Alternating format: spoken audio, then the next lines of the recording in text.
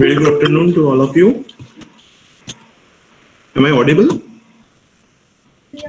Yes, sir. Good Yes, afternoon. sir. Yeah. Thank you so much. So, first I'm sharing my screen.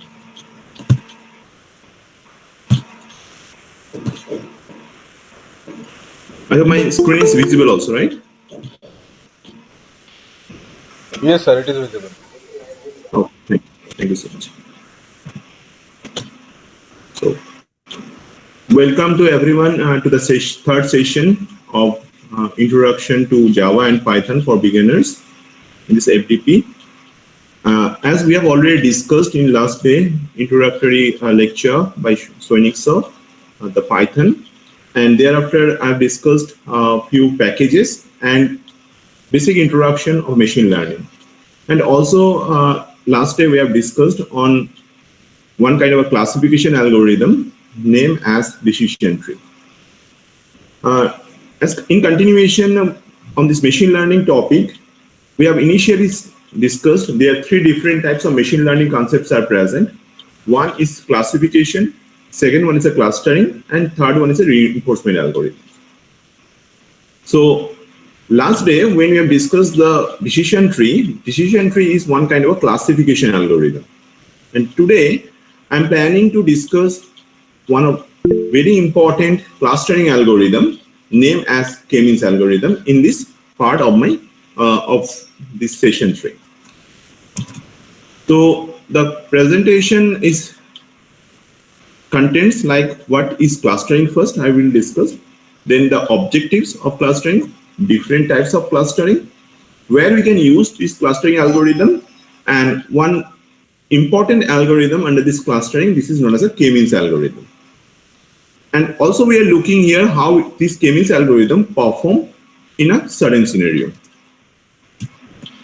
Now let's start or move with what is clustering algorithm. Clustering is the process of dividing the dataset into groups consisting of similar data points. So as I have already discussed in our last class, where multiple number of points or multiple number of features are present or the data are present, we need to create the groups of all this data based on their similarities. Like an example, if we just take three different kind of animals, some of the ducks,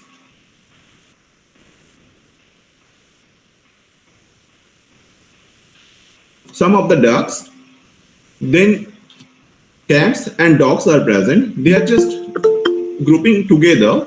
But if we just make three different classes, one is the duck class, and is a cat class, and is the dog class, then we can say this is a general thing of a clustering algorithm, where points in the same groups are as similar as possible. Points in different groups are as dissimilar as possible. So this is a basic aim or the motto for performing a clustering. Now the objective. If this kind of images are given to us, now out of those images, which image is similar to this image? We need to identify. Then we can find or use this clustering approach. Here the basic objective, how to quickly find images in a large database that match as given image region. Now next, take a look different types of clustering algorithms. The clustering algorithm, we can split it in generally three different types. One is exclusive clustering, second one is a overlapping clustering, and final one is a hierarchical clustering. If we take a look, the exclusive clustering, this is also known as a hard clustering. Now why we are telling this is a hard clustering? Because when we create two different groups, in between these two different groups, here are not present any kind of a common features. Features means they are totally isolated, like these examples. If some blue dots and the pink dots are present, if we are able to design two groups or two clusters in a uniquely, that means here are not present any kind of intersection between these two different sets, then we can say this one is a exclusive clustering or hard clustering.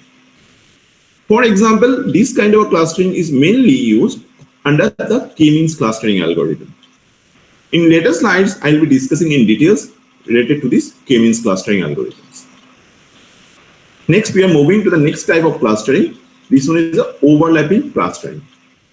This one also known as a soft clustering.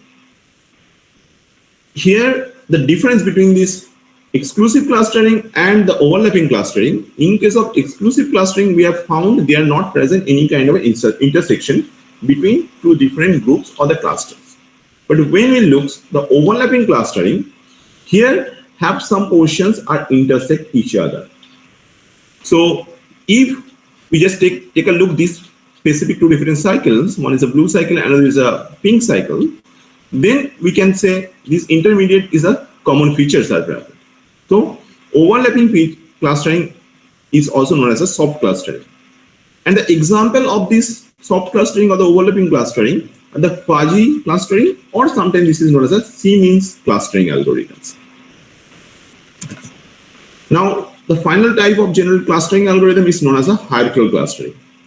Hierarchical clustering says here is a combination of exclusive as well as overlapping clustering. So if we just take a look, initially these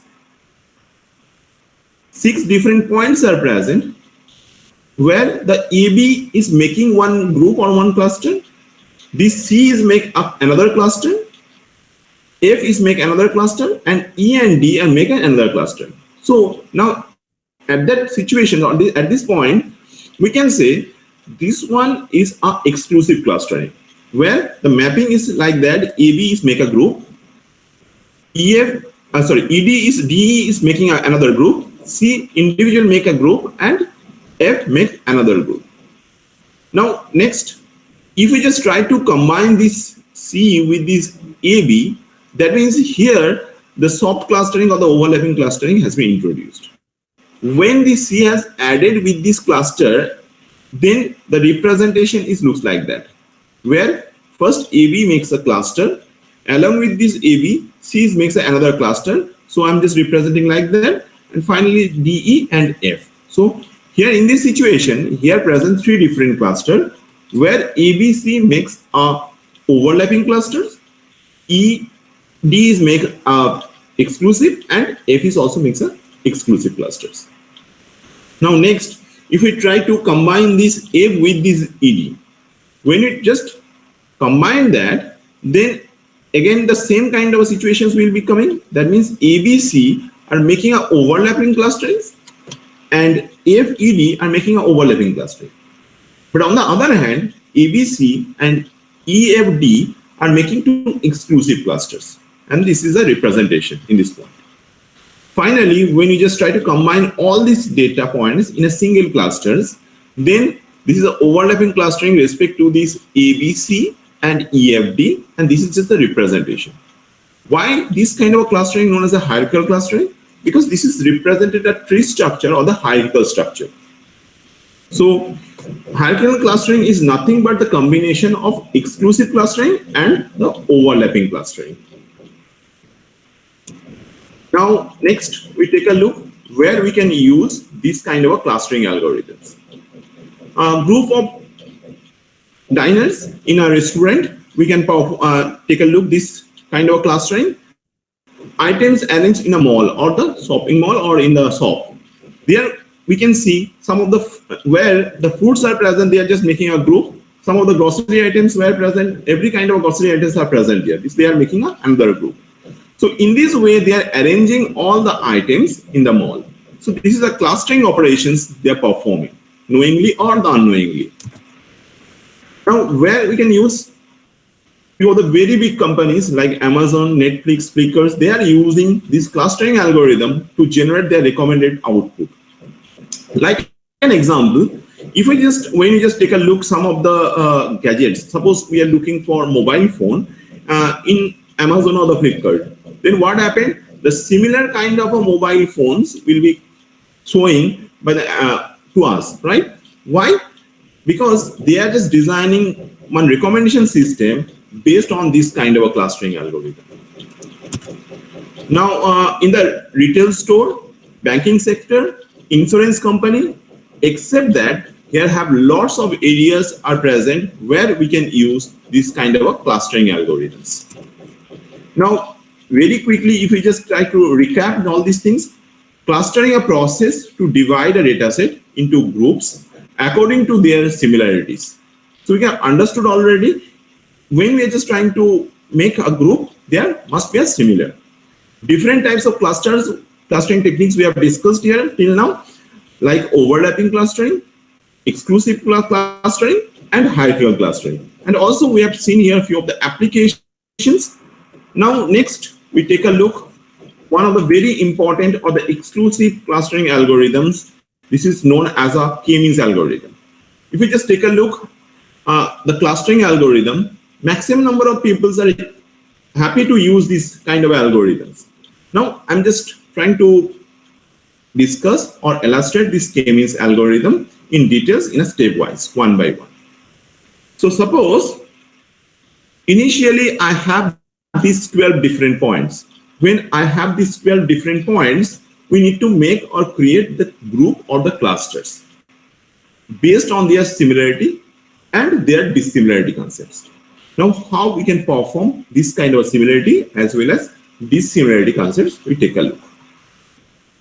So here in generally, if you just take a look, what we can say this first 4 makes a cluster, this one makes another cluster, these 4, and finally these 4 are makes another cluster.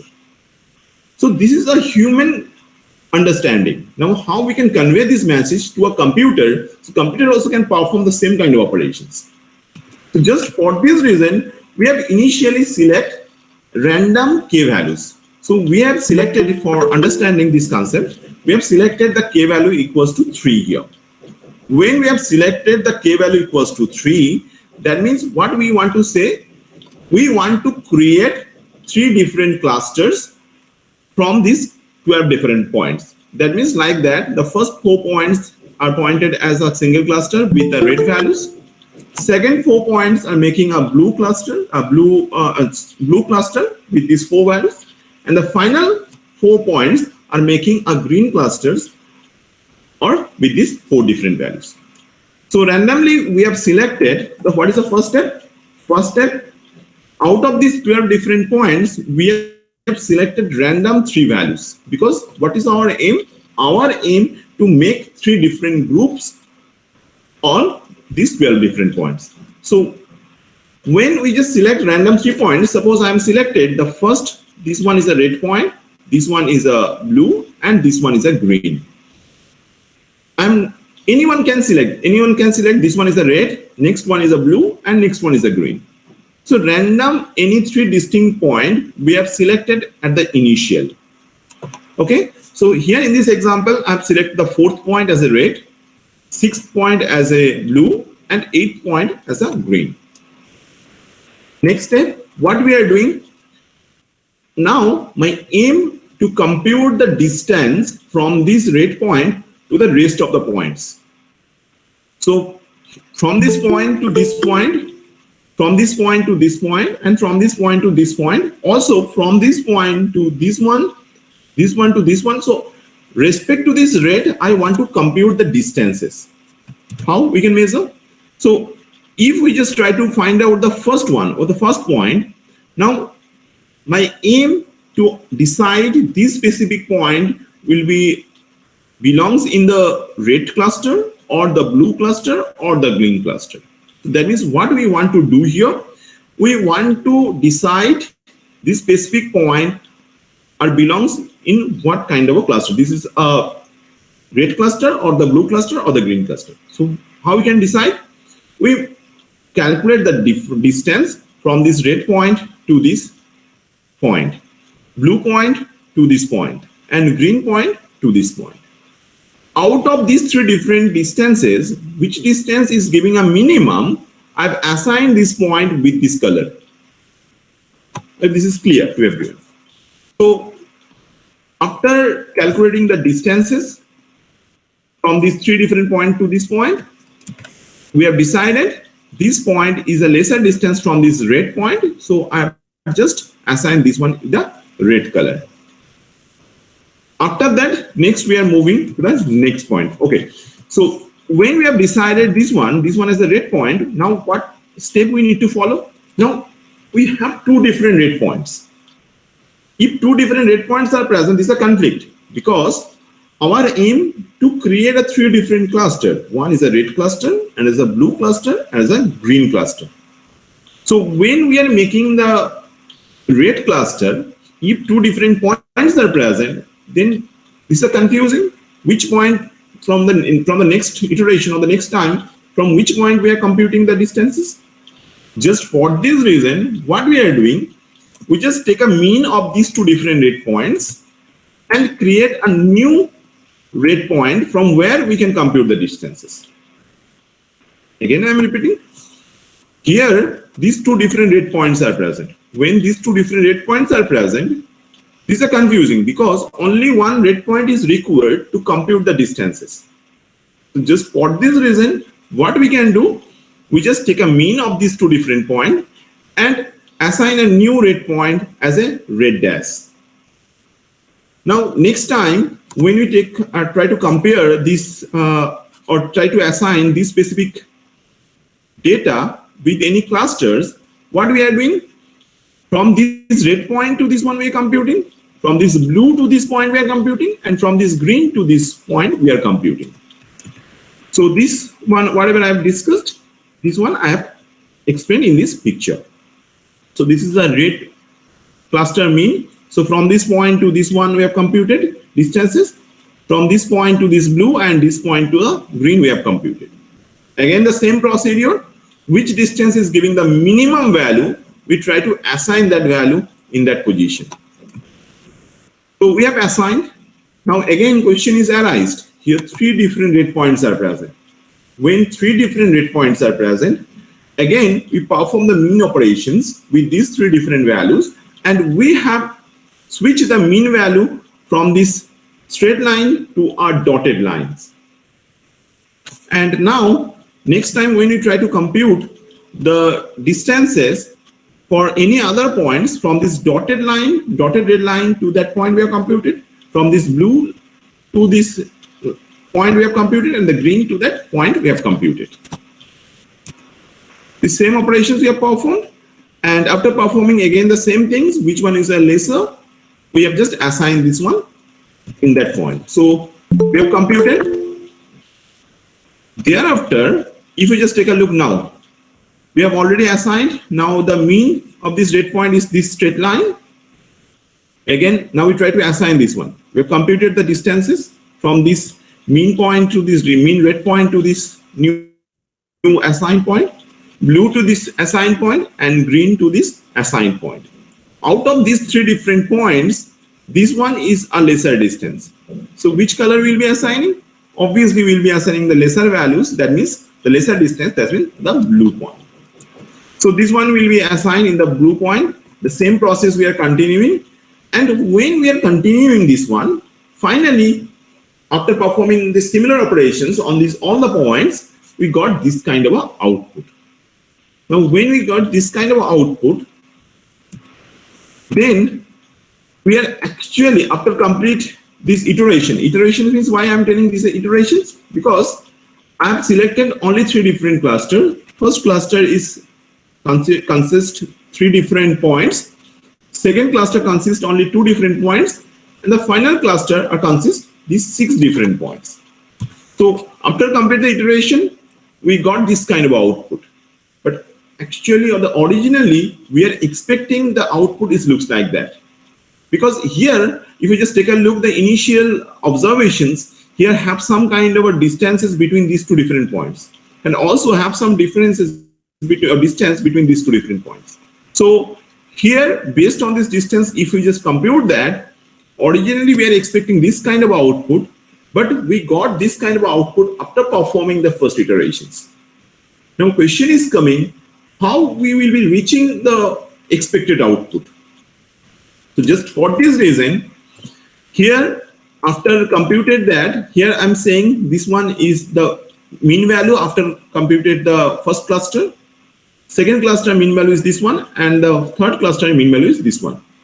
So this mean value we have assigned in this by using this straight line. This one is known as a standard deviation line for this particular K-means algorithm or this output. So here, this small blue is indicating here only 2 different data set is here. These big green lines indicating 6 different data points are here. So respect to this output, we can compute or we can generate this kind of a variation line. Now, next time, this is we are not reached in our final output. Just for this reason, next time we have selected another 3 different kind of k values.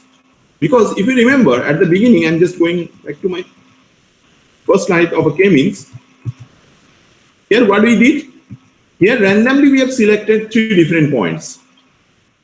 So this selection takes a crucial role. So when we have selected this one in these 3 points, this is my iteration 1. In the next time when you perform the iteration 2, I'm not selecting these 3 different points. I've selected a different kind of a output for the initial points. So in a iteration 2, here this point now I have selected as a red, this point I have selected as a blue, and this final point I have selected as a green. So again, I'm performing the same operations. That means I wish to mark this point either in the form of red or the blue or the green. Now, which one or which color we have selected here? Again, we compute the distances from this red to this point, blue to this point, and green to this point. So after that, we can say, okay, here this point will be marked as a red. And finally, after the same operations we are performing here, after performing that, we can say now the first cluster or the red cluster consists these 5 different points, data points, where the blue are consists these 3 different data points and green are consists these 4 different points. So again, if you just look the variation graph, this is not our expected variation graph. So just for this reason, we need to perform the next iteration or iteration 3. Again, we have selected these 3 different kind of points and we are performing the same operations. And in this way, we are continuing. How long we can continue? Until we have not reached this kind of variations where the red number of data points, blue number of data points, and the green number of data points are equals or our expected variations like. So this is the representation. If you just take a look, the first iteration, the variation lines looks like that. Second iterations, the variation likes that, and the final iteration 3 is variation looks like that. The iteration 3 is providing the expected output. How we can understand this expected output? The variation is decided there. So we can say this one is my final output. And if we just try to represent in the form of graph by using another package is present, this is known as a matplotlib. So then this looks like that. Here initially this is a representation. We are computing the distance. Now question is coming, how we can compute the distances? Because I have several times said we need to compute the distances. Which method we can follow to compute the distances? So just for this reason, here for understanding purposes, I have just taken a very easy method. This is known as a Euclidean distance. Someone can say they can use the warp similarity, they can use the Manhattan distance, some other kind of a distance methods they can use. But for understanding purposes, I'm just taking here the Euclidean distance method. Euclidean distance method says, this is a square root of x1 minus x2 whole square plus. Just let me ask you one question. Have you posted any Google form? No, Sumanta sir, have you posted any Google form? No, sir. Actually, I will be sharing the form shortly. No, attendance form. No, attendance form I will be sharing shortly. Actually, I was out. Just missing. Yes, sir. Continue. Yes, sir. Actually, it is not shared right now. It will be shared shortly. Okay, continue, sir. Okay, thank you. So here we are just trying to compute the Euclidean distance based computations. So the calculations or the equation for the Euclidean distance is a square root of x1 minus x2 whole square plus y1 minus y2 whole square, where this x1 and x2 is indicating this red point, suppose, and this x2 and a y2 indicating the new assigned point. Now the question is coming, or how we can select this k value. Because initially I've just taken here the k value as a 3. Someone can tell me, we can select the k value any value, maybe the 2 or this 4, any value can be selected. Now we need to take a decision which k value we have taken for performing that algorithms. So just for this reason, here initially we have selected all these data point using a single clusters. So when we have selected that, we try to find out the mean one. That means this is a worst case situation. If all the data are belongs a single cluster, this is actually a meaningless because we have not performed any kind of a clustering algorithms or clustering operations, but we have seen here some kind of a things will be happened.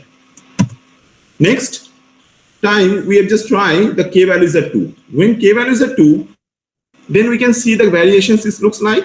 So if a k value is 1, only one red line will be there. If k value is 2, some of the values are belongs in this red, some of the values are belongs in this blue. Next time we have selected the k value is at 3. When you have selected the k value is at 3, then variations this looks like that.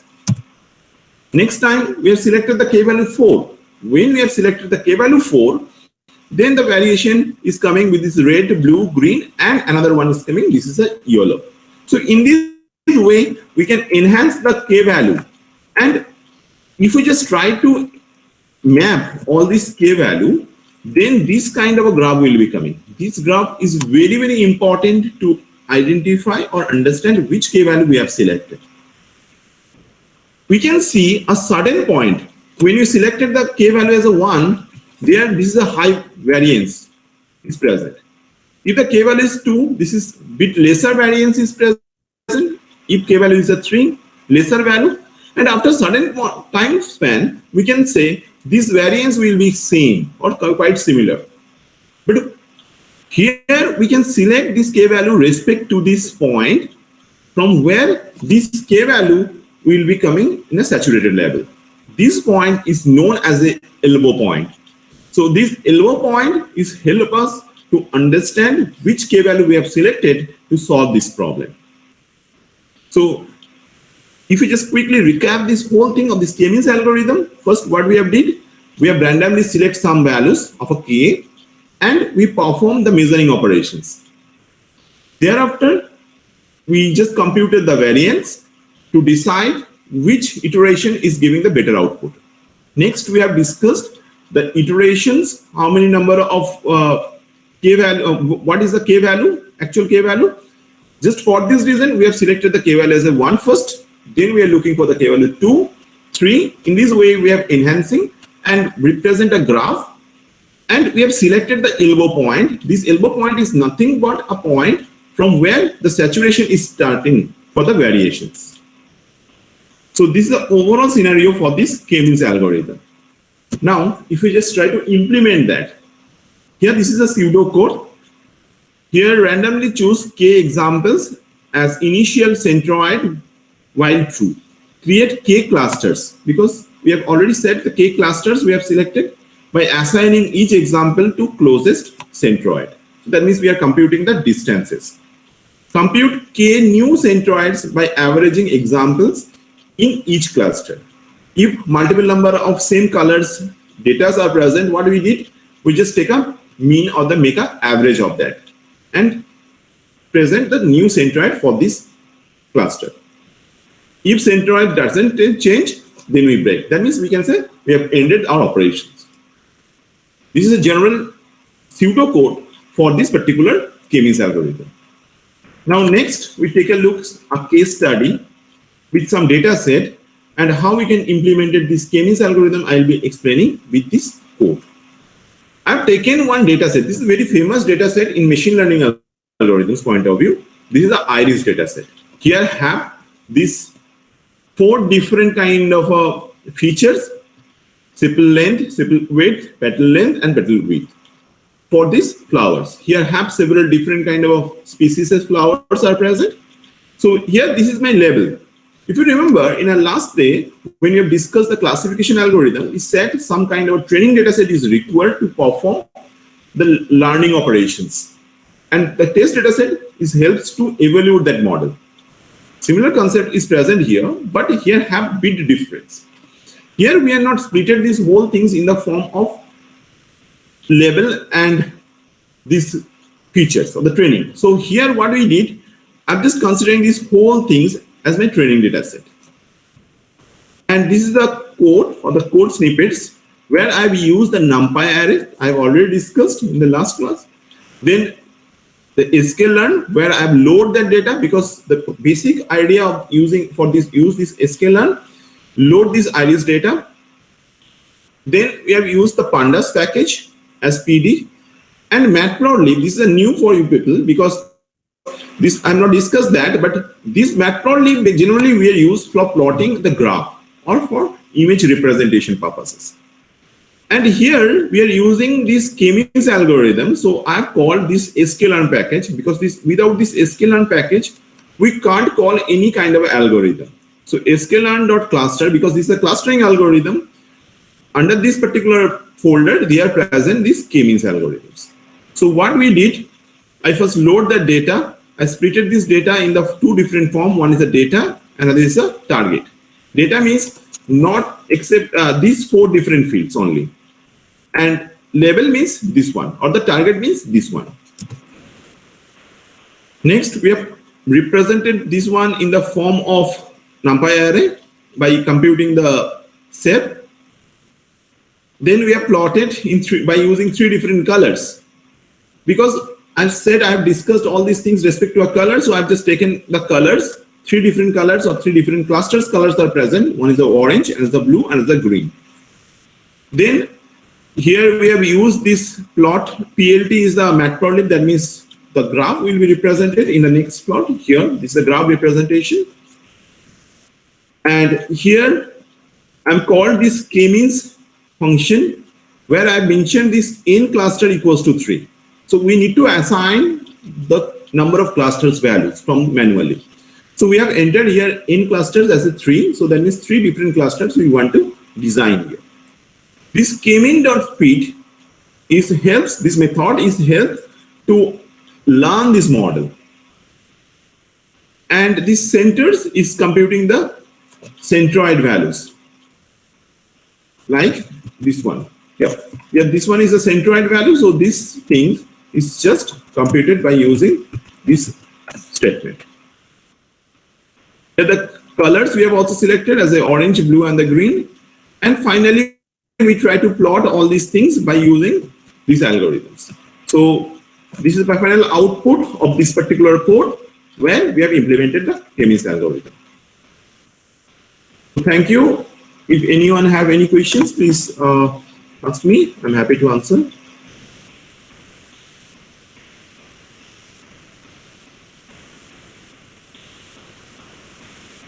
If anyone has any question, kindly ask. Otherwise, we can start with the next session.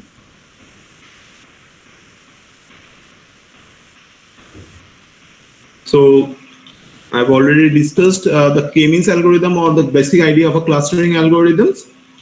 And lastly, we have discussed the classification. So I'm just trying to give a basic overview of our machine learning algorithms. And the next session, Soinik sir will be give some applications of this machine learning with some different data sets. Right, Soinik sir? Yes, sir. Yes, sir. So I'm happy to answer if anyone have any questions. Okay, I guess we can start with the next session, sir. Yes, sir. Thank you, sir.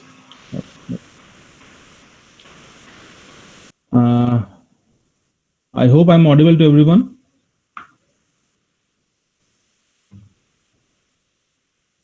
Yes, sir. Yes, sir. You are properly audible, sir.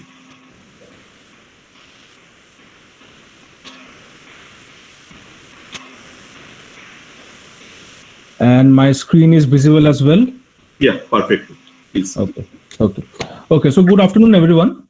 This is Professor Sainik Kumar Mahata from IEM Kolkata, Department of Computer Science and Engineering. So as discussed yesterday and today by Anupam sir about the classification and clustering methods in machine learning. So in classification method, we have already discussed an algorithm known as decision tree algorithm. And for the clustering one, we have already discussed another algorithm known as k-means clustering algorithm. So these two algorithms are very very simple. So one more algorithm that is very simple to learn and simple to understand as well is known as KNN algorithm. Now, KNN algorithm is a classification algorithm. Now, so what is the full form of KNN? It is known as K neighboring neighbors. Okay, so what is a KNN algorithm? So let us see an example to find out how can we go about the classification task. So suppose in a park, a mother and a daughter goes to visit a park in the evening, and the daughter suppose sees an animal, right? So the daughter asks her mother that, mother, is this a dog? Is the observed animal a dog? So the mother says that, no dear, you can differentiate between a cat and a dog based on their characteristics. Okay, so now the mother tells the daughter what the characteristics of a cat and what the characteristics of a dogs are. So she says that the cats have sharper claws, they have smaller length of ears, they make different noises, and they don't love to play around. On the other hand, she says that the dogs have dull claws, they have bigger length of ears, the dog barks, and the dogs loves to run around. Okay, so based on so suppose if I draw a graph like this, so based on the characteristics of the cats and the dogs, so suppose we say that with the feature of sharpness of claws, we can say that cats can belong to one category or one class, and with the feature of length of ears, we can say that dogs can belong to another class. So now, based on the features that the mother explained to her daughter, now she asks her daughter that, now can you tell me whether the observed animal is a cat or a dog? So now what does the daughter do? The graph that we showed earlier, the daughter can place the cat inside this graph, right? And based on the feature similarity, she can classify the observed animal as cats or a dog, right? So based on the feature similarity, she can just move the cat to the class of cats, okay? And this is how she can classify the observed animal as cats.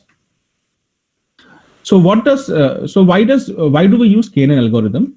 So because KNN is based on feature similarity, so we can use KNN algorithm or KNN classifier to classify this observed animal into the class of cats. Now, what is KNN algorithm? Let us see. So KNN, as we discussed earlier, it is known as K nearest neighbors, is one of the simplest supervised machine learning algorithms mostly used for classification. And it classifies the data point based on how its neighbors are classified.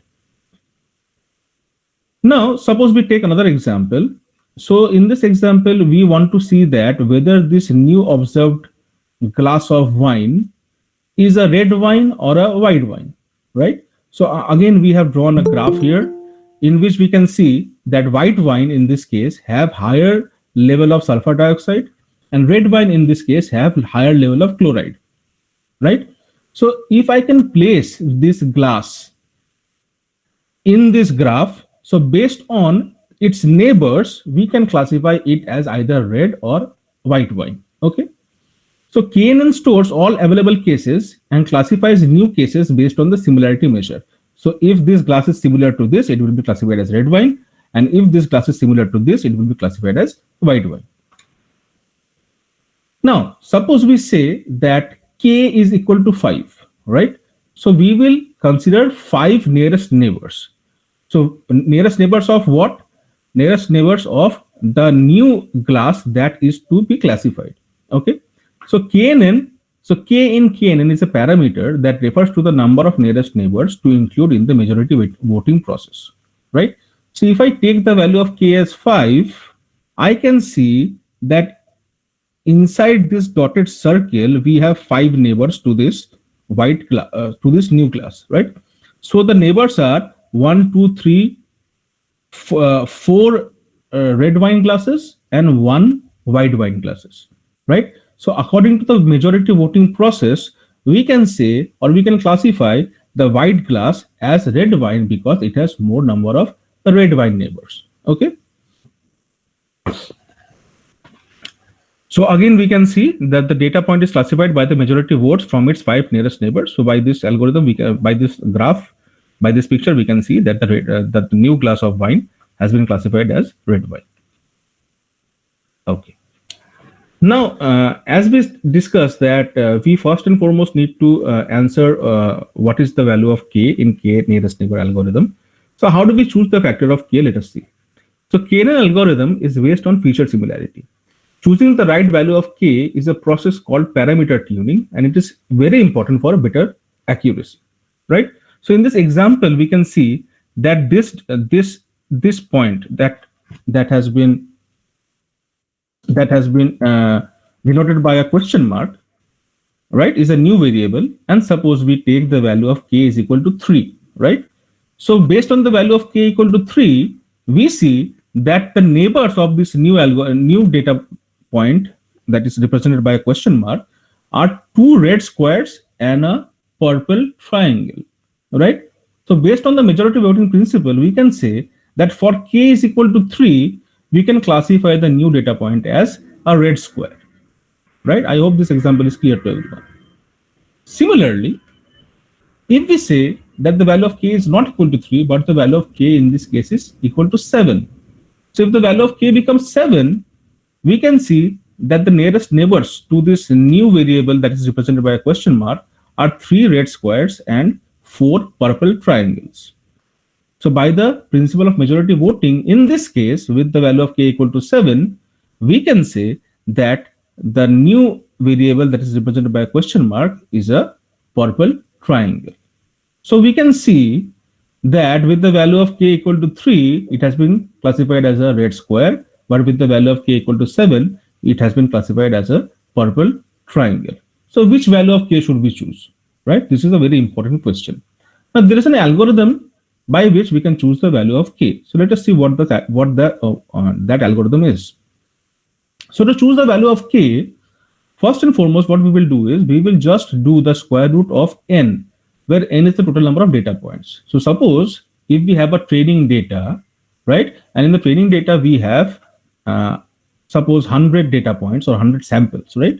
So we will just do the square root of 100, which means it comes to 10, right? So which means 10 should be the value of k, but the value of k should be always chosen as an odd number. Why? Because if the value of k is equal to 4, and out of that 4, 2 belongs to one class and 2 belongs to another class, there is a ambiguous situation, right? So the value of k should always be equal to an odd number. So if the value of k with this formula square root of n comes to 10, we can either choose 9 or we can choose 11, right? So after choosing k equal to 9, we can find out the accuracy of the model, and after choosing k equal to 11, we can find out the accuracy of the model. Whichever model has the better accuracy, we can use that model for predicting future values. Okay. Now, when do we use KNN algorithm? So KNN algorithm can be used if 3 conditions are satisfied. The first condition is what? That the dataset should be very small. Why? Because KNN is considered as a lazy learner. That is, it doesn't learn a discriminative function from the training set, but just sees its neighbors and then classifies the new data point as to its respective class. The data should be labeled as well, right? Because without the label, we cannot, since it's a supervised algorithm, so without labels, we cannot perform the classification task. And thirdly, the data should be noise-free. Why noise-free? If you can see this example, we have 2 features. One is weight and one is height. And we have an output class that is either underweight or normal, right? So if you can see that in the class column, there are 3 other outcomes that has been marked in red. One is 140, one is 23, and one is Hello Kitty, right? But 140, 23, and Hello Kitty do not belong to any class.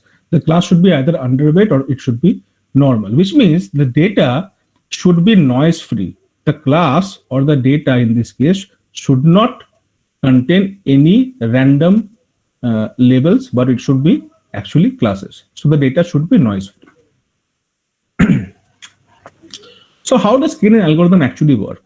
Now, let us consider this data set where there are two features. One is height, that is represented in centimeters, and one is weight, that is represented in kgs, right? And each point is classified as either normal or underweight, right? So suppose we say that we have a data point in which the height is 170 centimeters and the weight is 57 kgs, and we need to classify this data point as either underweight or normal, right? So what do we do? First and foremost, we need to calculate the new data point's neighbors, right? Now, how do we calculate the neighbor? We will calculate the neighbor by using something known as Euclidean distance. But what is a Euclidean distance? Let us see with an example. So Euclidean distance, in this case, d, is calculated with the following formula. Now, what is this formula? This formula means if there are two data points, one has a coordinate of x and y, and one has a coordinate of a and b, the Euclidean distance between these 2 points will be calculated using what? X minus a whole square plus y minus b whole square and the square root of everything, right? So let us see an example of how this formula actually works. So suppose we say that the new variable, that is the unknown data point, has been represented using the red point in this graph, right? And suppose we have many data points, so we consider only 3 data points here for simplicity. So let us say that we consider D1, D2, and D3, right? Now suppose the value of the unknown point is 170 and 57. Why 170 and 57? Because 170 in this case is the height and 57 in this case is the weight, right? And suppose the value of D1 is 167 and 51, which means 167 is the height and 51 is the weight, right? So what do we do? To calculate the distance between D1 and the unknown data point, we will just use the Euclidean distance formula. So in this case, it will be 170 minus 67 whole square plus 57 minus 51 whole square, and the overall result is then square rooted to get 6.7, right? Similarly, for distance between D2 and the data point, we have the Euclidean distance as 13, and for the Euclidean distance between data point D3 and the new data point, we have a distance of 13.4, right? So similarly, we will calculate the Euclidean distance for the unknown data point from all the points in the training data set. Now, let us say that this table represents the Euclidean distance of the unknown data point, that is 57, 170, where 57 is the weight and 170 is the height. So from this data point, the Euclidean distance of all the other data points is, suppose we say, this value, right? Now, let us see. So if we consider the value of k is equal to 3, which means from the new data point, I will be considering its 3 closest neighbors, right? So how do we choose the 3 closest neighbors? We will choose the neighbors with the less Euclidean distance, right? So we can see that the last 3 data points, this one, and this one, has the lowest Euclidean distance, 1.4, 3, and 2 from the new data point, right? And based on this, so for this data point, these 3 data points will be the neighbors when k is equal to 3. And based on the class of these 3 neighbors, the class is normal, we can say, or we can safely say, or we can safely predict that the class of the new data point will be normal, right? Okay, so I guess this example is clear to everyone. Okay, so this is how actually a k-NN algorithm works. Okay, Can you please repeat the last one? okay, I will. This slide? Yeah, earlier one? This one.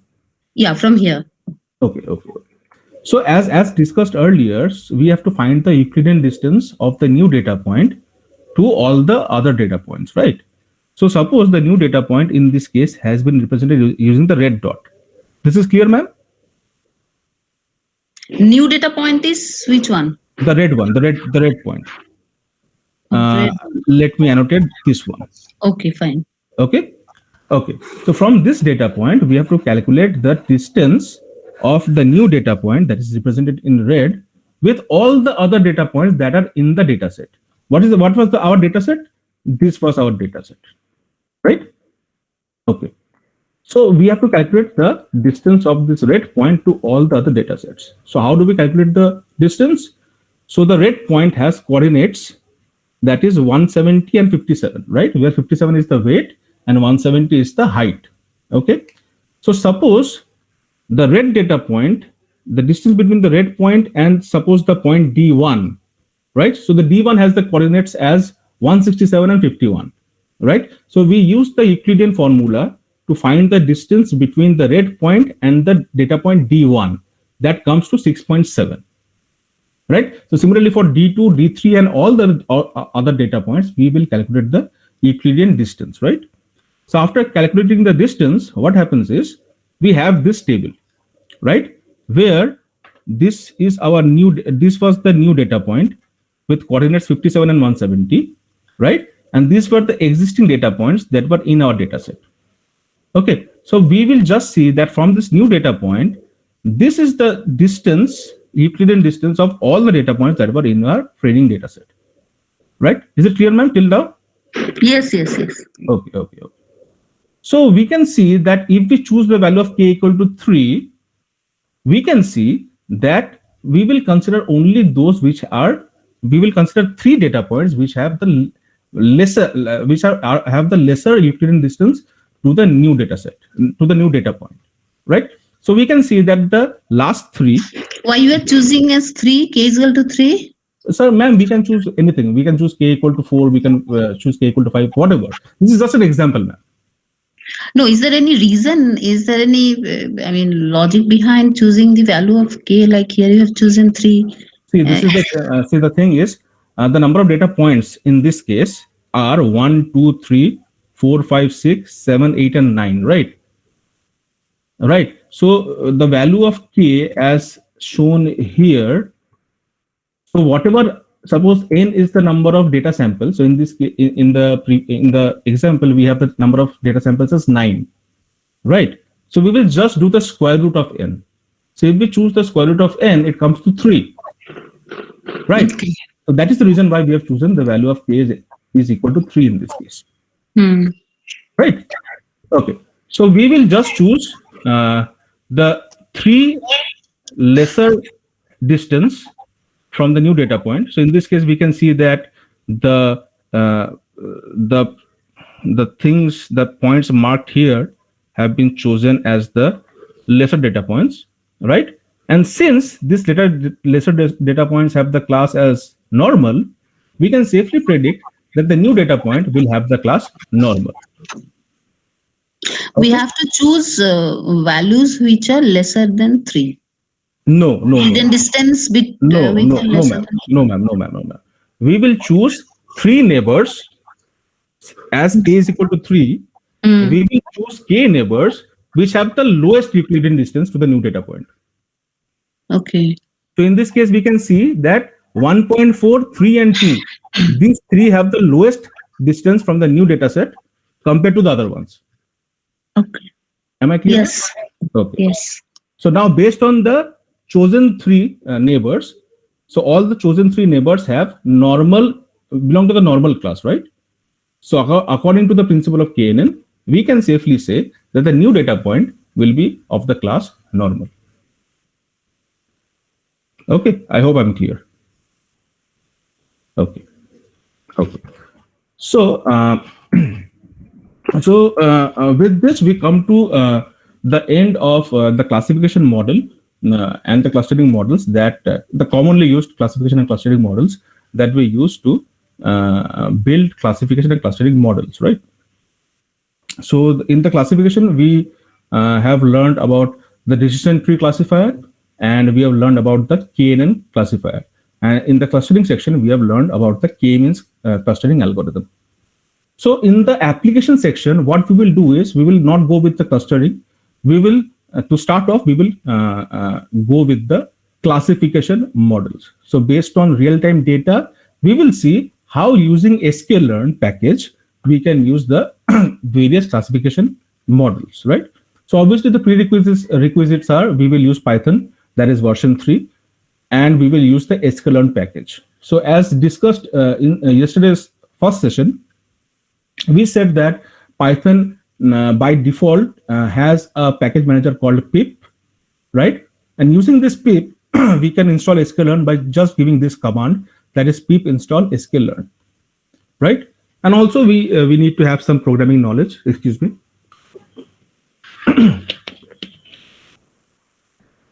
Also, we have to have some programming knowledge like functions and arrays, lists in the case of Python, and so on. Okay. So, what is the application?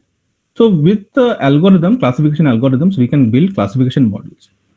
Now, what's the classification model? Let us see. So classification in machine learning and statistics is a supervised learning method. Why supervised? Because we need to have labels, right? So it is a supervised learning approach in which the computer program learns from a data given to it and makes new observations or classifications. So it can be performed on both structured and unstructured data. The process starts with predicting the class of the given data points. The classes are often referred to as targets, labels, or categories. The main goal is to identify which class or category the new data will fall into, right? So if we have an example, so suppose we have an email coming to us, and Gmail for us, Gmail will do a classification that whether the incoming email falls into the spam category or not spam category. If it falls into the spam category, it will be moved to the spam folder, and it belongs to the non-spam category, it will be moved to the inbox folder. So this is one application that we see in our day-to-day lives. So suppose we have a data set, a practical data set that is known as a PIMA Indians diabetes data set. So the teachers who are related to biomedical domain or biotechnology domain will relate to this much more. So suppose this data set was actually derived from National Institute of Diabetes and Digestive and Kidney Diseases. So the objective of the data set is to diagnostically predict whether or not a patient has diabetes, right? Based on the certain diagnostic measurements included in the data set. And all the patients here are females and are at least of 21 years old and are of PIMA Indian heritage. So, so in the data set, there are various features that we have. So the first feature is the number of pregnancies. The second feature is the glucose count in the blood. The third feature is the skin thickness. The fourth feature is the insulin, the calculation of insulin serum present in the blood. The fifth feature is the BMI, that is the body mass index. The sixth feature is something called as diabetes pedigree function. And the last feature is the age of the patient. So for the labels, there are two outcomes. One is 0 or one is 1. So for the 0, it means the patient does not have diabetes. So it can be classified as no. And if the outcome is 1, it means the patient has diabetes. So it can be classified as yes. And the shape of data is actually 768 into 8. What does this mean? It means that it has 768 number of samples. And there are 8 columns, 7 for the features and 1 for the label. So let us see a snapshot of the data. So this is the data, right? So we have, so for the first point, we can see the number of pregnancies are 6. The amount of glucose in the blood is 148. The blood pressure is 72. The skin thickness is 35. Insulin is 0. BMI is 33.6. And diabetes pedigree function is 0.627. And the age is 50. And we can see that the outcome is yes, which means this patient has diabetes. Right? Similarly, we have yes, no, yes, no, yes, no based on the features, right? So there are 768 number of samples like this, okay? So using this data as the training data, we can build a classification model where if a patient, new patient, we give the information of the new patient like pregnancy, glucose, blood pressure, skin thickness to the model can predict that does the patient have diabetes or not? Okay, so this is a very practical example. So, so what we will do initially? See, we will show the snapshots here, and after the snapshots are over, we will just move to the actual demonstration, and we will show what has been done, right? So first and foremost, what do? We will have two notepad files, right? So what we will do is we will just copy data from this CSV sheet, and we will just paste it into the notepad files. So we have two notepad files. One is one I have named as features.txt, and the second one I have named as labels.txt. So the features.txt notepad file contains the data, right? So you can correlate. So the first data was 6, 148, 72, 35, and so on. So the first data in this case is 6, 148, 72, 35, and so on, right? And for the first data here, we have the first label as yes. So these labels have been stored in another text file known as labels.txt. So I hope this one is I am clear till now. Okay. So after we have saved this, we have saved the features in features.txt and the labels in labels.txt, we will move forward. So the first and foremost thing is, as we discussed yesterday as well, so we will use the sklearn package to do the classification algorithm. So first and foremost, to use the sklearn package, we will first need to import the sklearn package to the Python program, right? So here, what do? We will import the essential packages that will be required to build this program. So first and foremost, from the sklearn, we have imported the sub packages, that is pre-processing, right? For the classification reports, we have imported the classification report, confusion matrix, accuracy score, and so on. We will show two classification algorithms here. The first one is known as k-neighbors classification, so we have imported that as well. And the second one is decision tree classifier, so we have imported that as well. We have imported NumPy. Why? Because the data that will be fed to the classifiers will be in the form of NumPy arrays, and we have used something called as a pickle to suppose we have trained a model and we want to reuse the model in the future. So we will have to save the model first, right? So to save the model, we will save the model as a pickle file, right? So these are all Pythonic ways of doing such things. So first and foremost, what we will do is we will just open the files that I have created. So I've created two files. One is features.txt and one is labels.txt. So we will just open the files and we will name the variables as texts. So in the variable text, we have the feature file, that is feature.txt, and in the variable label, we will have the label file, that is labels.txt, right? So first and foremost, what we will have to do is we will have to convert the text file into feature type, right? Now, if you go to the previous example, you can see that in the feature.txt file, it is separated by tabs. Every value is separated by tabs, right? So there's after 6, there is a tab, then there is 148, then there is a tab, 72, tab, 35, tab, 0, and so on, right?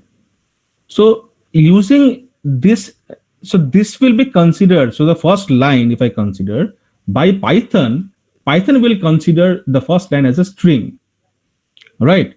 So we will not consider this as a string. We will have to consider this as a list, right? So how can we do this? So we will use this program to convert the sentences which will be considered as string by Python into lists, right? So if I do this, if I run this program, the output will come as this. So we can see that this is a list inside a list, right? So we have an initial list, and inside this list we have another list, and this list contains various values. So what are the values? It is 6, 148, 72, and so on. And these are separated by commas, which means the things that were in a string format, like 6, 148, 72, has been converted into a list format, which has 6, 148, 72, and so on, right? So everything that the Python will consider as a string, we will convert that into nothing but lists. Okay, so we will see this in the demonstration part, how we can do this and everything. Now what we will do is, since we have 784 data samples, what we will do is we have to split this data set into two parts. One is the training part and one is the testing part, right? So using the training part, we will train the model, and using the testing part, we will just see whether the model gives good accuracy score or not. Okay. So since we have 768 data points, the first what we will do is we will just split the feature file, right, the text file, into the first 700 sentences of the text file will be selected as the training feature, right? And similarly, for the label file, the first 700 labels will be considered as the training labels, right? So why do we say X? X is the feature file and Y is the training label. So for training, we have train underscore X, and for the training labels, we have train underscore Y, right? So similarly, we will have test underscore X and test underscore Y as well. So what we will do, we will just take the data points from the line 700 to 768, and for the labels as well, we will take the data points from line 700 to line 768. Okay, so now,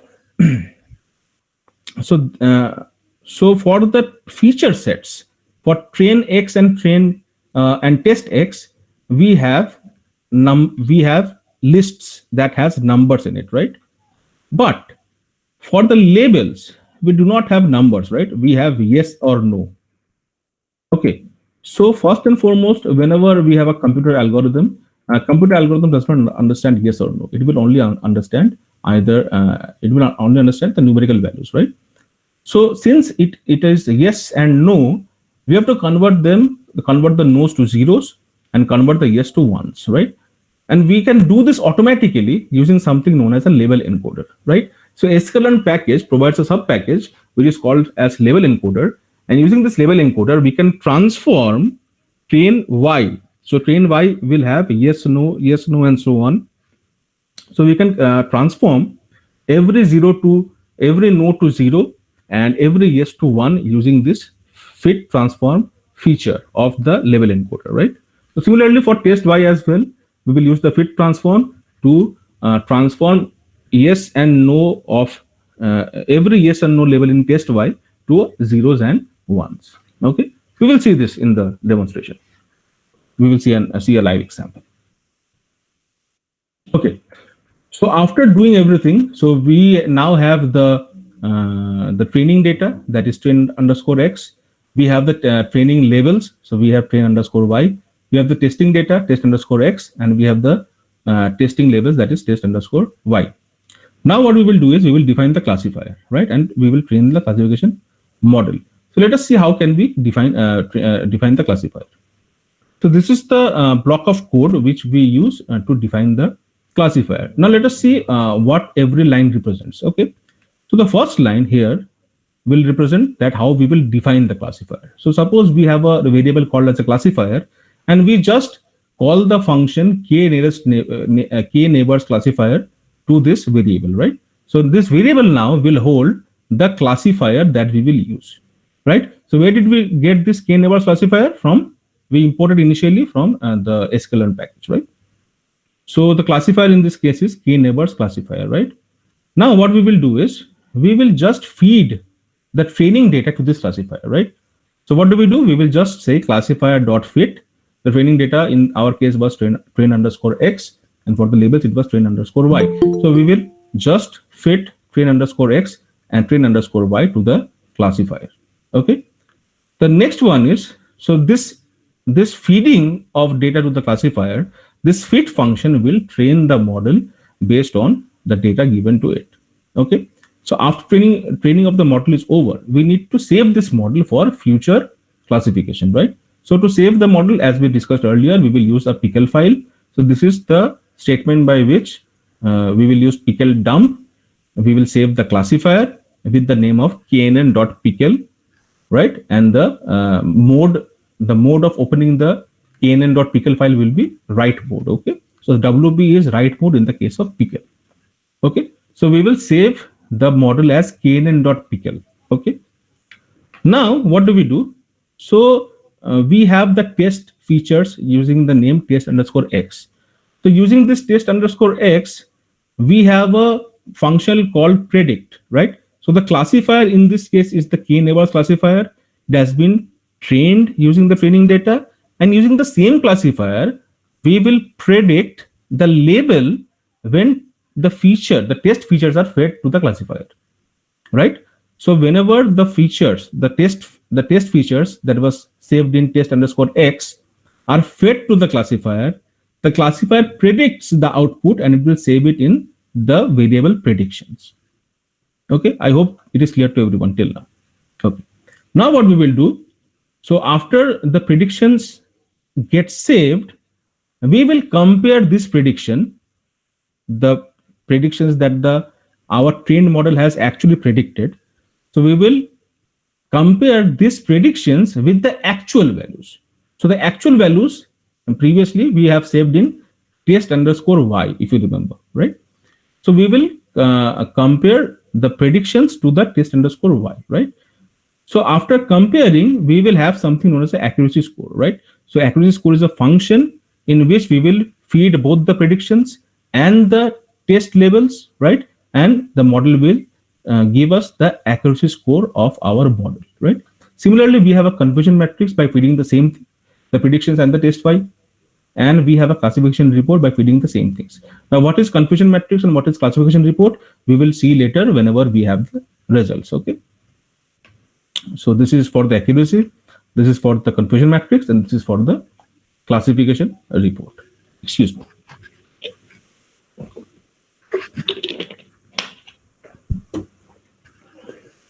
Okay. So similarly, the first one was for the KNN classifier. Second, we also said that we will use the decision tree classifier.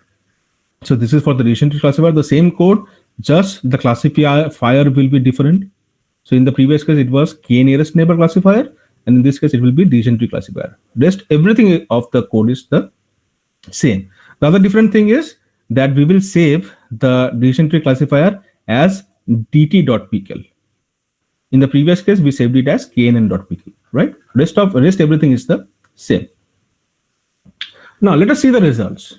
So for KNN algorithm, we can see that this is the accuracy. So 0.73 in this case means 73% accuracy, right? So our KNN model, KNN classifier is 73% accurate. Okay. So this is the confusion matrix. Now what a confusion matrix is, Anupam sir discussed it yesterday. So suppose it means that we have two classes, one is 0 and one is 1. And similarly, we have a 0 and we have a 1, right? So it means that our classifier has predicted 33 samples as 0, where it is actually a 0, right? And it has predicted 10 samples as 1, but actually it is a 0, right? So 33 in this case will be the true positive, right? 10 in this case will be the true negative, right? In the case of 8, it means what? That our model has predicted it as 1, but actually it was 0, right? So it will be considered as false negative, right? And 17 in this case means that our model predicted it as 1 and it is actually a 1. So this will be false positive, right? So if you followed the yesterday's class, so you can understand what is the concept of true negative, true positive, false negative, and false positive, right? And using this true positive, false positive, false negative, and true negative, we can build the classification report. Now, what does the classification reports tell us? It will tell us the precision of our model. It will tell us the recall of our model. It will tell the F1 score of our model, right? So you can see this is the accuracy of our model as it was discussed earlier. It is 73.52, which is 74. And we will take the weighted average. So precision in our case will be 0.74. Recall in our case will be 0.74. And F1 score in our case is also 0.74. So this is for the KNN classifier that we have trained. So similarly for the decision tree classifier, we can see that the accuracy is 70.58, right? And again, this is the true positive, this is the true negative, this is the false negative, and this is the false positive. And similarly, we can see that the accuracy is 71%, that is 70.58 has been written as 71%, and the weighted average precision is 70%, recall is 71%, and F1 score is 70. So we can see that the KNN classifier in this example performs better, right? Okay, one more thing I forgot to tell you is that whenever I'm saying that we have used k nearest classifier, right? K neighbors classifier, the default value of k, the default value of k, you can see that I have not specified any argument, right? So the default value of k in sklearn k neighbors classifier is 5. Okay, so you can change the value of k according to the data samples, right? So you can tinker with the value of k and you can see whether it gives better accuracy or not, right? So that as discussed earlier is known as parameter tuning. Okay, so I hope this thing is clear to everyone. Now let us see how can we test the data, or how can for the test features how can we print the predicted results. Okay, so see, this is the code sample by which we will test the best model. So in our case, the best model was KNN classifier. So you can see that we have opened knn.pickle file. That was, so the KNN classifier was saved in this knn.pickle file, right? So we have opened it. Now let us see one by one. So we have opened the saved model, right? So the saved model in our case, the best model in our case was the KNN classifier. So we had saved it as knn.pickle. So we will open that. Similarly, we will predict the outcomes for the test features that was saved in test_x. And for every prediction, this is a for loop, we will just print the predicted labels, right? So let us see the output of this. This is the output, right? Right. So these were the test features, and these were the predictions that were made. So what can we see from the test features? So we can see that 2 was the number of pregnancies, right? So for a patient with 2 pregnancies, blood glucose level is 122, blood pressure is 76, skin thickness is 27, insulin as 200, BMI as 135, diabetes predictive function as 0.483, and age as 26. The model has classified that this patient does not have diabetes, right? So obviously the model is not always correct because it only garnered 76% accuracy. So if the model would have garnered 90, 91, 92% accuracy, it would have predicted much better. Okay, so I hope this is clear to everyone. Now let us see the actual demonstration of this of the slides. So let us go to the applications part. We have the PyMinder database. Okay, so as we were discussing earlier, this was the snapshot that was shown to you for the features. So you can see this was the snapshot that was shown to you, right? So we have this number of data set. So if I go to the bottom, here we can see that we have 769. It is actually 768 because one is for the titles. Okay, so it has 768 number of samples, and it has 1, 2, 3, 4, 5, 6, 7, 8, and 9 columns, which means 8 are the number of features, and last one is the outcome. Okay, now let us see the program here.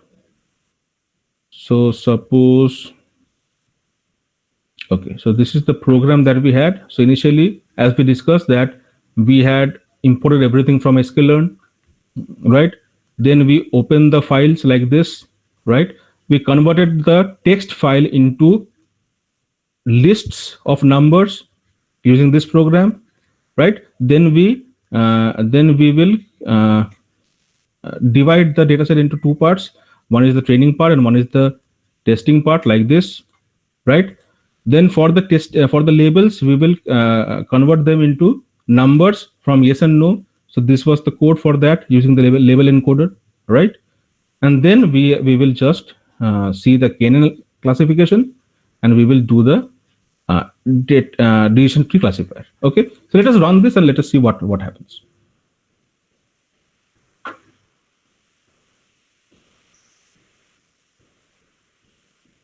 See, this is the result that we got. So, okay, in this case, it is showing decision tree as 64. So we can see that KNN classifier is the best result that we had, right? So after we have the KNN, we have the DT, we can see that we have saved both the files. If I can zoom this, okay. So we see that we have saved the files as knn.pickle and decision tree as decision tree.pickle. Okay. Okay. So after this, what we will do is we will do the testing of the best model. So best model in our case was knn.pickle.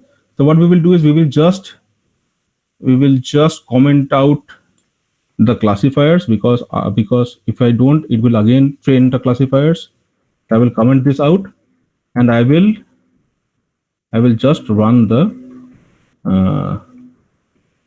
testing model. Okay. So if I test using this, if I run the program, so let us see what happens. Okay. So this is the output that we will have. So if I go to the top, you can see for this feature set, it was predicting as no. And for this feature set, it was predicting as 1, and so on.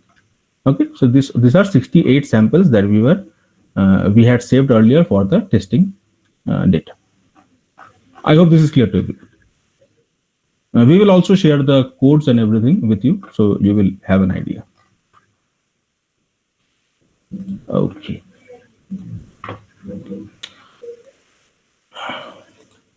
Okay, so let us move to the next data set, and this will be a bit different. Why? Because I will discuss. So in the previous data set, we saw that the features that we had were in the form of numbers, right? So these were the features in the form of numbers. So you can see there were numbers and everything. Okay. Okay. For the next data set, what we will do is, we will have a text features. Okay.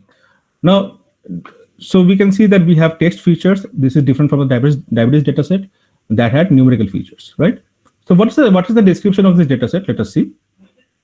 So plenty of discourse around news and scientific articles that describe medical symptoms are available, right? So while this discourse is not related to any user in particular, it enhances the difficulty of identifying valuable user-reported information. Secondly, many users describe symptoms that other people experienced instead of their own, as they are usually caregivers or relatives of people presenting the symptoms. This makes the task of separating whether the user is self-reporting or reporting for the others. Okay, so which means we will have for the feature, we will have a sentence, right, that can be a self-report, that can be a non-personal report, which means I'm giving a report on someone else's behalf, or it can be a news mention or literature, right? So suppose I am writing a text on COVID, right? So either it can be a report on myself. Suppose I will say that I am suffering from sore throat, everything. So that will be my report. If I write that I am suffering, the person is suffering from sore throat, fever, cough, it will be a non-personal report. And suppose if I say that the COVID was a virus that was found in China, Wuhan, etc., these kind of things, it will be nothing but literature or news mentions, right? So for every text about suppose example COVID, we have to classify the text as either a self-report or a non-personal report or a news mention, right? So this is again a multi-level classification. The previous case was binary classification, in which we have to we classified the feature into two categories. One is yes and one is no. But in this case, we will classify the text into 3 categories. So this is the reason why it is called as multi-level classification and not a binary classification. Okay, so this is the data set that is available. So the data size is 9065 sentences with respective labels, and these are the snapshots of the data that we have, right? So we have a sentence, and this has been classified as literature or news mention, right? We have a sentence, and it has been classified as a non-personal report, and we have a sentence, and it has been classified as a self-report, and so on. So this is the data, and it has 9065 number of such instances. Okay, so again we will load the prerequisite packages from sklearn, like previous example. Okay. Now again we will split the data into 2 parts. One is text and one is label. right? And we will have two text files for this. So for the text, we will have train_underscore text.txt, and for the labels, we will have train_underscore label.txt. Again, we will split the data into two parts. One is training data and one is testing data. Okay, and for the training data, that is train_x, we will have the first 8,000 samples. For the train_y, we will have the first 8,000 labels. For the test_x, we will have from 8,000 till 9065, which means 1,065 number of texts for the test feature, and for the test label, we will have 1,065 number of labels. 3 labels, right? Literary mention or news. The second one is self-report, and the third one is non-personal report. Okay, so since our data set is in that form of texts, so first and foremost, let us discuss this first. So again, we will encode the labels as integers, right? So the labels in our case are 3. One is non-personal report, one is self-report, and one is news mention, right? So the computer will not understand these English words, so we have to convert them into texts, right? So using the label encoder, we will convert them into text, right? So one will be transformed into 0, one will be transformed into 1, and the last one will be transformed into 2, right? Okay. For the features, right? So in the previous diabetes dataset, we had text, we had numerical features, right? But in this case, we do not have numerical features. So first and foremost, we will have to convert them into numerical features, right? So there are 2 ways by which we can convert text into numerical features. The first one is known as count vectorizer. Now, what does the count vectorizer do? It will just replace a word with its number of occurrences, right? So suppose the word is the, and the number of occurrences of the in the whole data set is suppose 16 number of occurrences. So it will just replace the with 16 and so on. So it will just replace every word in the data set with its respective count in the whole data set, right? So this is the function of count vectorizer. So we will just use the count vectorizer, right? And using this count vectorizer, we will train this count vectorizer on the whole data set, that is texts, right? And using this count vectorizer, we will transform xtrain count. Xtrain count is what? The feature, the training feature that has been represented using count. So the training feature will be fit into this vectorizer, and the training set will now be converted into integer values. The integer values are what? The count of every word. Similarly, for the test feature as well, we will convert them into integer values using the count vectorizer. There's something else by which we can convert text into numerical values. That is known as TF-IDF vectorizer. Now, what is TF-IDF? TF-IDF means nothing but term frequency and inverse document frequency. So the term frequency is a separate thing. Inverse document frequency is a separate thing. We will just multiply them together to get the values of the every word. The term frequency, as we all know, is the frequency of that term of that word in the whole data set, right? So suppose the term cat has a frequency of suppose 300, right? So TF of the word cat will be 300. Now, what is IDF? Let us say what is IDF. Now, let us say we have a data set of size, suppose 10,000 sentences, all right? And if we assume that there are 300 sentences in that 10,000 sentence that has the term cat in it, right? So there are 10,000 sentences in a data set, and suppose out of those 10,000 sentences, we say that the number of sentences containing the term cat are 300. So we will just calculate the IDF of cat as the log of the total sample, that is 10,000, by the number of sentences that has the word cat. So that is 300. So log of 100, 300 will be 1.52, right? And TF, suppose in this case, is 300. So the TF IDF will be 300 into 1.52, right? So cat will be represented using 300 into 1.52. Okay, I hope this is clear. So again, we have the TF-IDF vectorizer. So we will use the TF-IDF vectorizer, and we will train the TF-IT vectorizer in the for the whole text, and we will convert the X train using this TF-IT vectorizer, and we will name it as X train underscore TF-IDF, and we will also convert the X test using the TF-IT vectorizer, and we will name it as X test underscore TF-IDF. Right? This is the program, the block of program for again the K nearest neighbor classifier and the decision tree classifier. No, this is for the K nearest neighbor, because the first one is for the count vectorizer. Here you can see that we have used X train underscore count, and the next one will be for the TF-IDF vectorizer, where we can see that we have used X train underscore TF-IDF. Right, so this is for the KNN. So for both count vectorizer and TF-IDF vectorizer.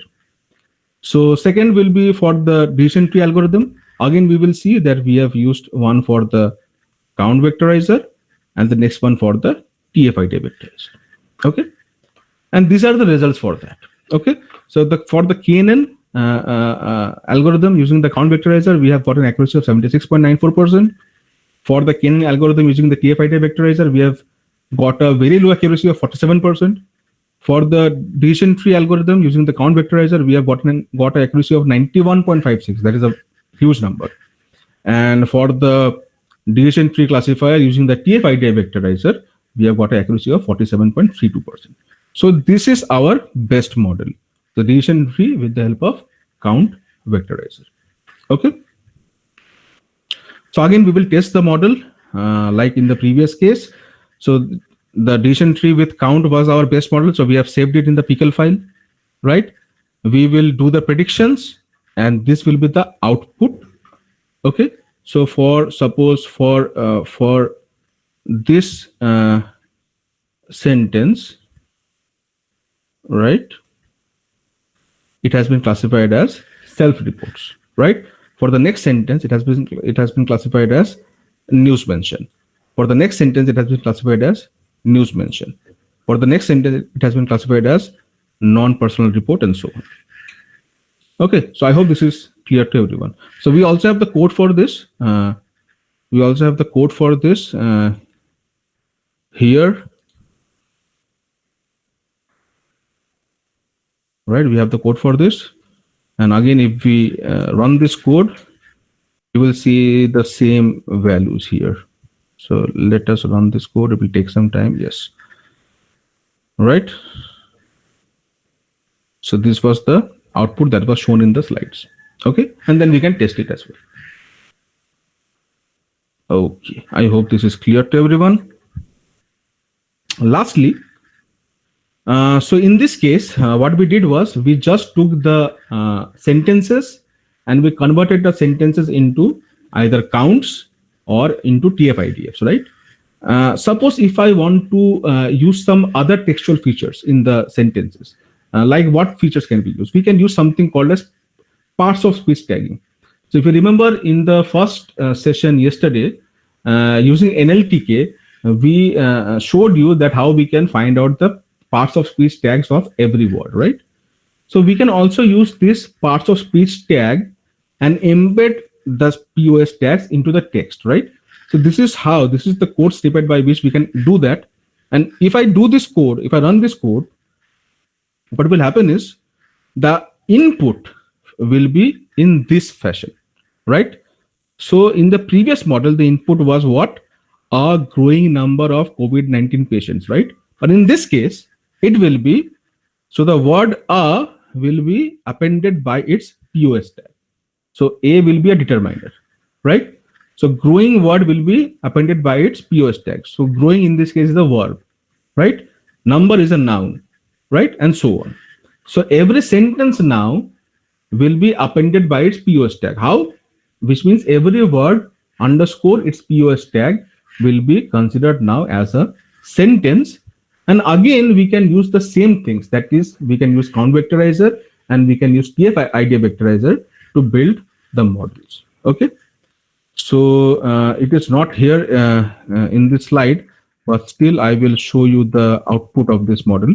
So suppose we have this model where every sentence, every word of a sentence has been appended by its pos tags. And let us say we run this model and let us see what are the results. Suppose we run this and we will see that the KNN algorithm that is using the count vectorizer will have, just let us wait for some time.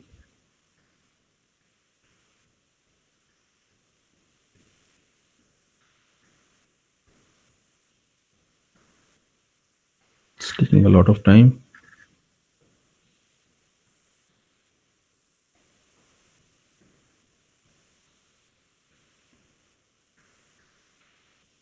Okay, let this run. We have saved the output here. We will show the output. Wait. So this is the actual output of the pos tag model, right? So let this run, and we will see the output in the meanwhile.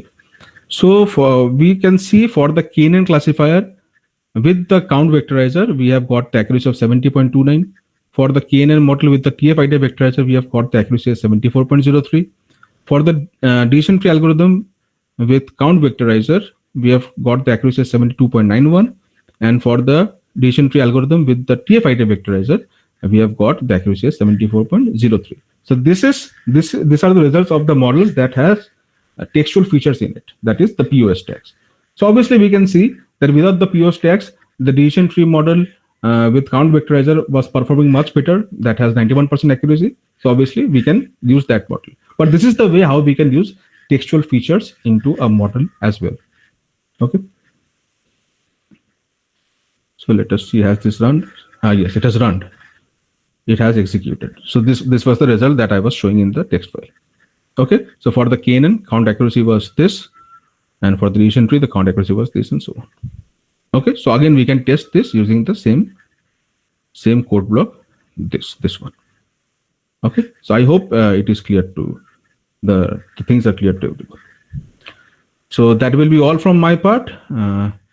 Now I will be open for questions. So if you have any questions. I have a different question regarding Yes. others.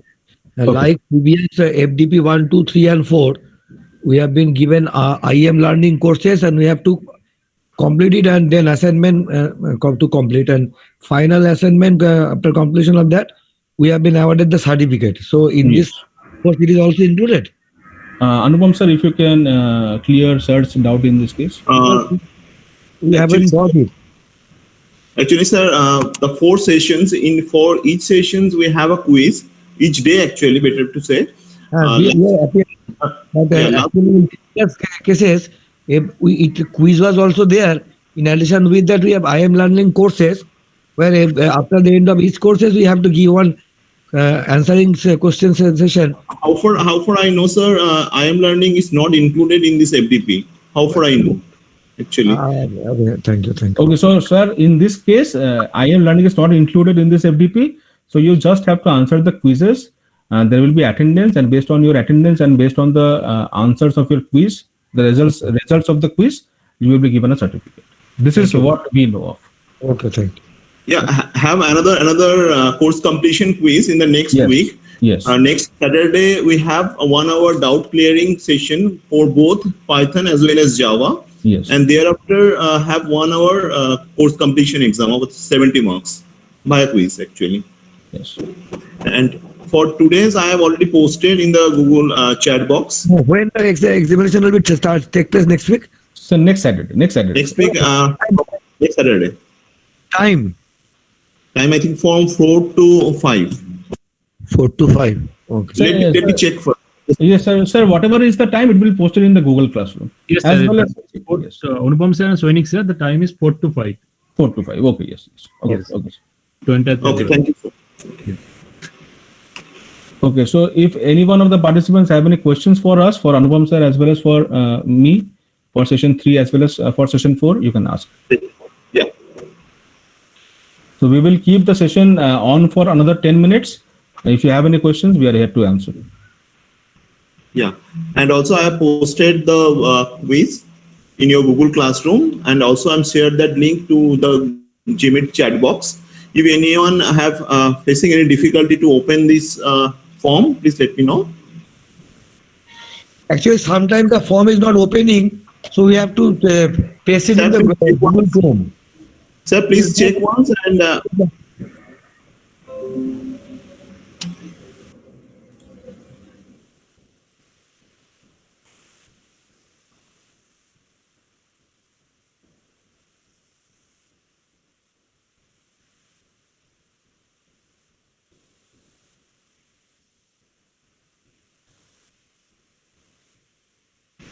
the form is open till 4:10 p.m. So I have another 30 minutes to complete that exam. Actually.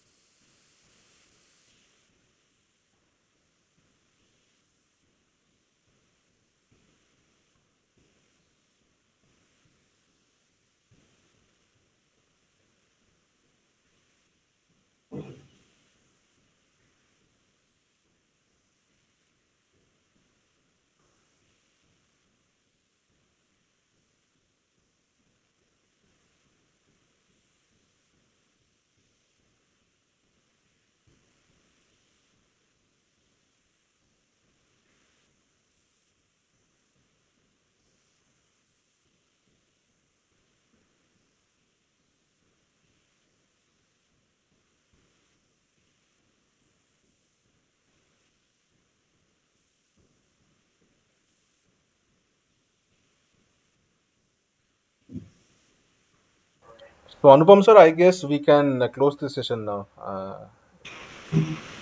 Yeah, if anyone have any questions, then we can end the session.